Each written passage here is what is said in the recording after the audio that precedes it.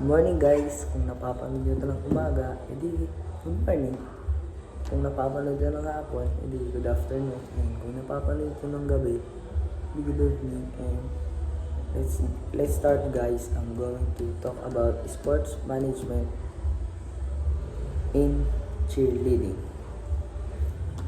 Sports management involves planning, organizing, and executing cheerleading competition, showcase, and performance. It includes holding logistic, scheduling, judging criteria, safety regulation, and sponsorship and audience engagement to ensure successful event.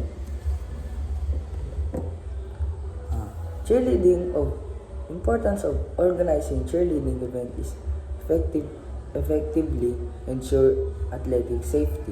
Yung mga kailangan ng mga cheerleader is safety sila para magawa nila yung mga stunts nila and para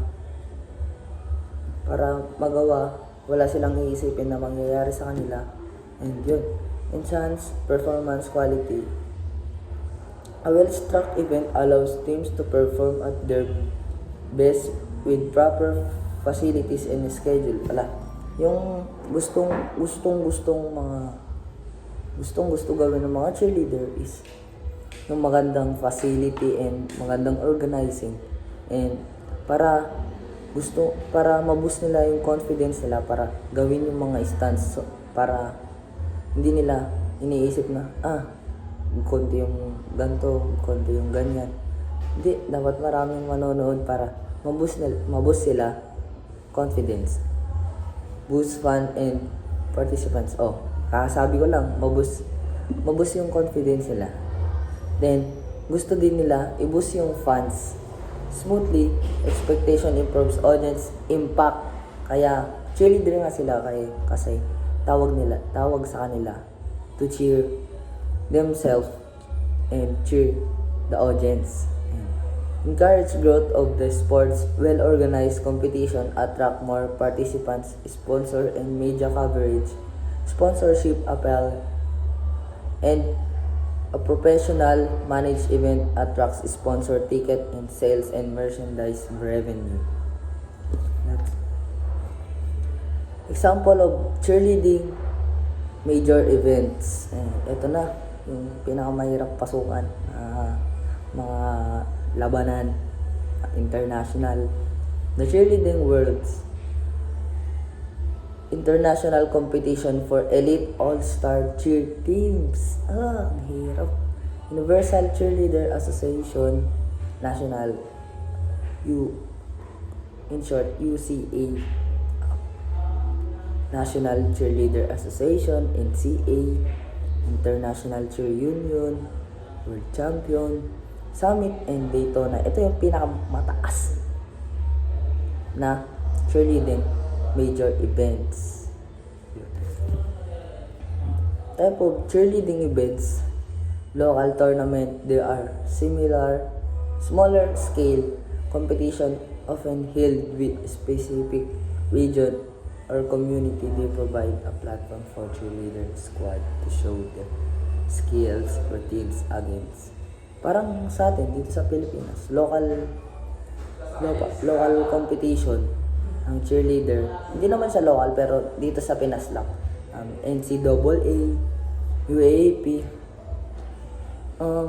Ang pagkaiba ng NCAA tsaka UAAP is ang NCAA is more on stunts. Yung UAAP naman is more on dance. National and international events. Ayun. Daytona, yun yung pinakamahirap na pasukan na competition. Pero yung ICU, na-try na pumasok yung Team Pilipinas. Planning pre-event preparation. Dapat meron ding mag-organize, gagawa ng mga para smooth yung event mangyayari dito sa atin sa Pilipinas. Kung sakasakali man pupunta yung ICU dito, kung sila yung mag-i-start dito, i-head yung ICU cheerleading competition. competition to determine the best cheerleading squad in a school region of division. Ayun. Showcase to highlight the talent and hard work of local cheerleader. Parang sa amin, pinapakita namin yung totoo namin ginagawa galing sa puso. Funders to raise money for a specific cause, team travel equipment, community building to foster camaraderie and spirit among cheerleader teams, clinic, workshop to provide training and skills development opportunity. Ito, budgeting and funding expenses.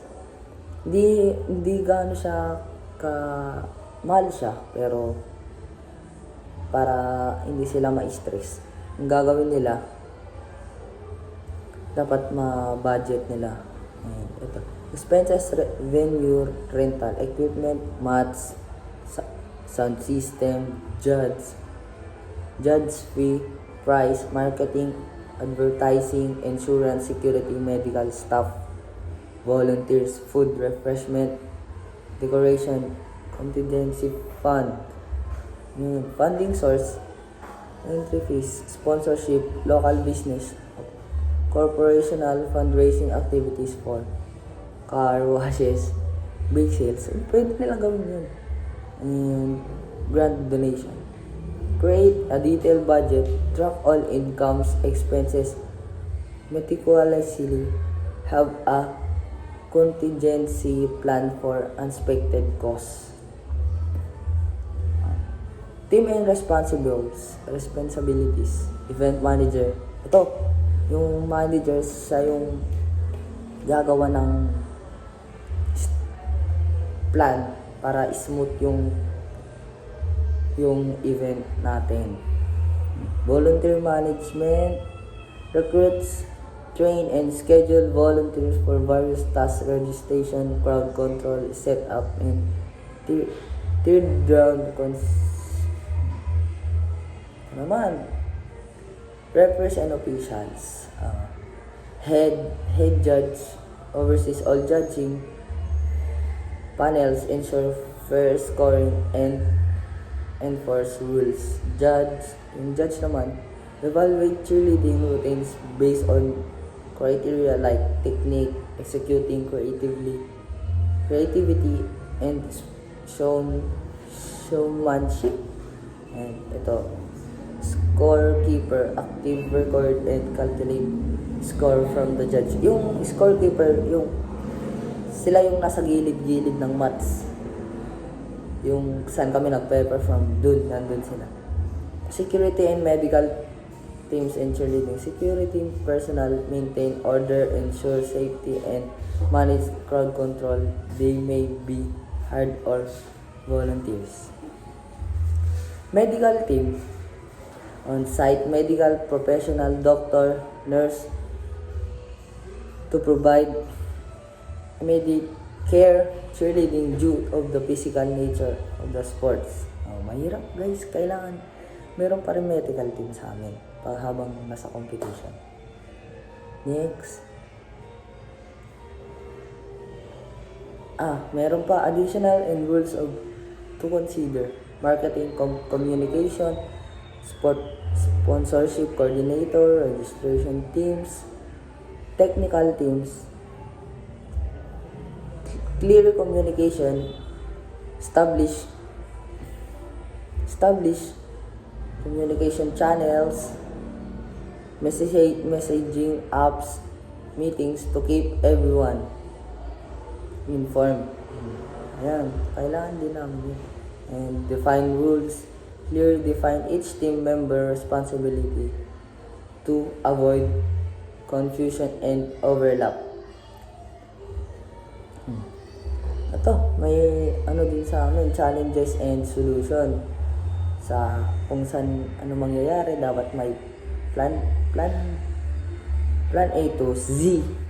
Ito, low attendance engagement, low turnout of affect the event atmosphere, financial success, and overall impact. Ito. Yun yung challenges. Yung solution naman, effective marketing, utilize social media, local, flyers, and partnership to promote the event.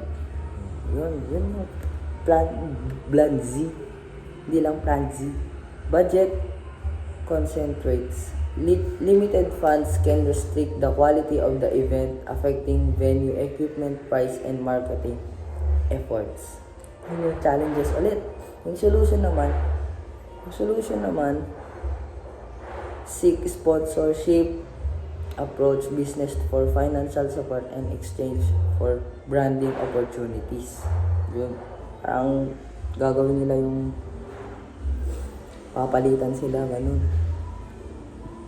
Security and safety. Consider concern in cheerleading. Cheerleading involves a physical risk and ensuring the safety of athletic staff. Ito yung challenge. Yun yung challenges. Ito naman yung solution. Medical preparedness. Have medical team on site with their first aid kit, supplies, and emergency plans. Sila na bahala dun, yung mga medical staff. Guys, malapit na tayo. Conclusion. Nasa conclusion na tayo, guys. Malapit na. Summary of the best practices. Successful cheerleading events hone on through planning from defining clear objectives and managing budget to securing safety by having medical and security teams on site. Yun. Other one.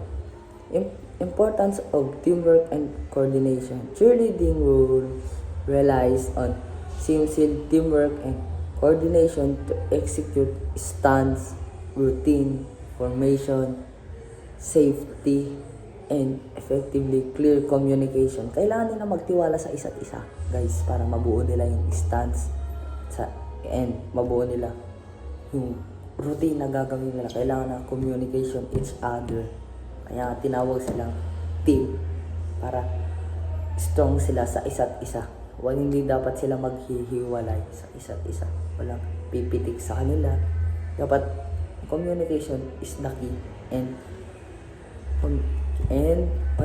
basta malakas sila sa isa't isa kung magkakatagpi-tagpi sila, guys. How to make an event successful.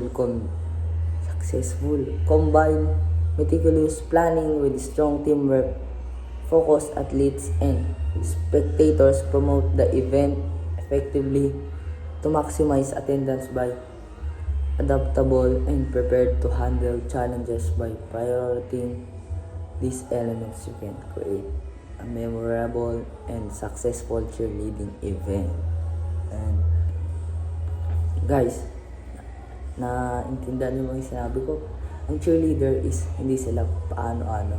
Kaya nilang lumaban kahit may masakit sa puso nila. And guys, thank you. That's all. Thank you very much for listening. Bye!